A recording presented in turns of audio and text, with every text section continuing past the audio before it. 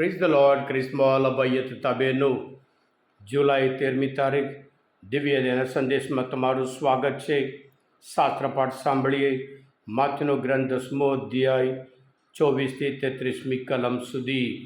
આ સંદેશ સાંભળવા તમારા સૌ માટે અને તમારા પરિવારજનો વિશે પ્રાર્થના કરું છું. ક્રિસ્મોલ અભય તથા બહેનો, જ્યારે બાળકનો જન્મ થાય છે, માના પેટમાંથી આવે છે, ત્યારે બાળકને દુનિયાનો ડર લાગે છે. માં કહે છે, ડરીશ નહીં, હું તારી સાથે છું. જેમ જેમ બાળક મોટો થાય ત્યારે સમાજમાં આવે ત્યારે દીકરાને ડર લાગે છે સમાજનો. ત્યારે પિતા કહે છે, ડરીશ નહીં, હું તારી સાથે છું.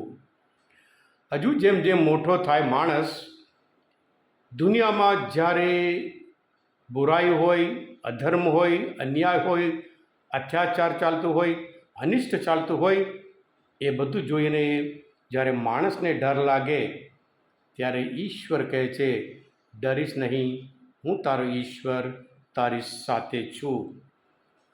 હા ક્રિસ્મોલ ભાઈ તે બહેનો, પ્રભુ ઈસુ બિલકુલ ડર વગર જીવ્યા. કારણ એમના લક્ષ્યમાં, એમના ધ્યેયમાં બહુ ક્લિયર હતા. જે હેતુ માટે આવ્યા હતા એમાં આગળ અને આગળ વધતા. ભલે વાંધો, ભલે વિરોધ ઘણું બધું આવતું હતું, પણ નિડરતાપૂર્વક પ્રભુ ઈસુ આગળ વધ્યા હતા. અને સાથે સાથે સત્યને વળગી રહેતા હતા. સત્ય માટે પોતાનું જીવન ત્યાગ કર્યો હતો. અને એમને પૂરી ખાતરી કે પિતા પરમેશ્વર એમને સાચવે છે, સંભાળી રાખે છે. ક્રિસ્મોલ ભાઈતા બહેનો, આજના શુભ સંદેશમાં પ્રભુ ફરી કહે છે કે શિષ્ય ગુરુથી અદખો નથી, જેમ નોકર તેના માલિકથી ચડિયાતો નથી. એટલે પ્રભુ ઈસુને આ બધું થયું હોય, એમના શિષ્યને પણ આ બધું થવાનું છે. દરેક માણસમાં દુઃખ એ અવશ્ય આવે છે. દુનિયામાં કોઈ એવો માણસ નથી જેનામાં દુઃખ જ ના હોય.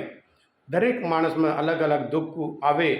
અને ખાસ કરીને પ્રભુ ઈસુના સંતાનો તરીકે, શિષ્ય તરીકે જ્યારે જીવવાનું હોય ત્યારે જે દુઃખ આવે ત્યારે આપણે સાક્ષ્યમય જીવન જીવવાનું છે.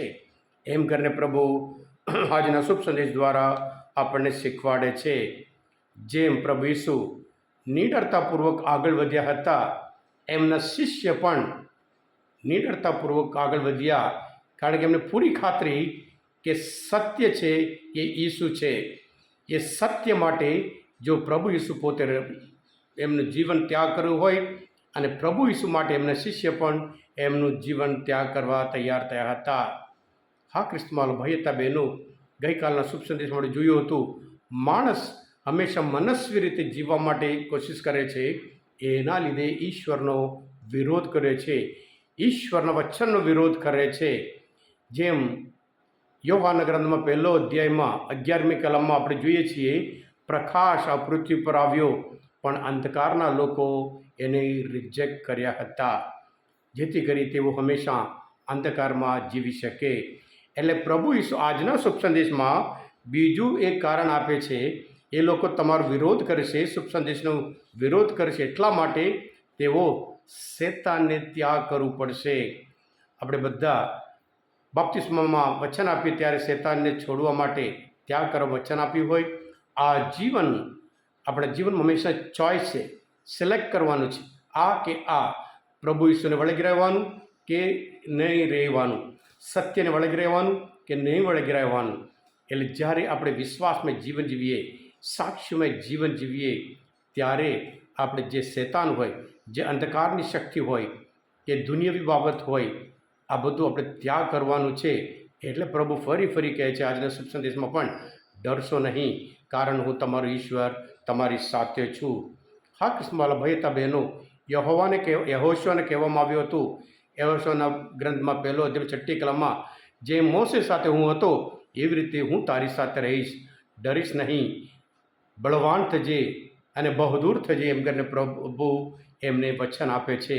એ જ રીતે આજના શુભ સંદેશ દ્વારા પ્રભુ આપણે માટે પણ કે પ્રભુને વળગી રહીએ, સાક્ષીમય જીવન જીવીએ અને ત્યાં મોટો બદલો આપણી માટે રાહ જોઈ રહે છે. કારણ આપણે બધા પ્રભુના સંતાનો હોય, પ્રભુના જે શાશ્વત જીવન અપનાવી રાખ્યું છે એ આપણે દરેકને જ્યારે આપણે સાક્ષીમય જીવન જીવીએ, નિડરતાપૂર્વક જીવન જીવીએ, પ્રભુમય જીવન જીવીએ, ત્યારે આપણે પ્રભુના સંતાનો તરીકે હંમેશા પ્રભુના મહિમામાં સહભાગી જરૂર થઈશું.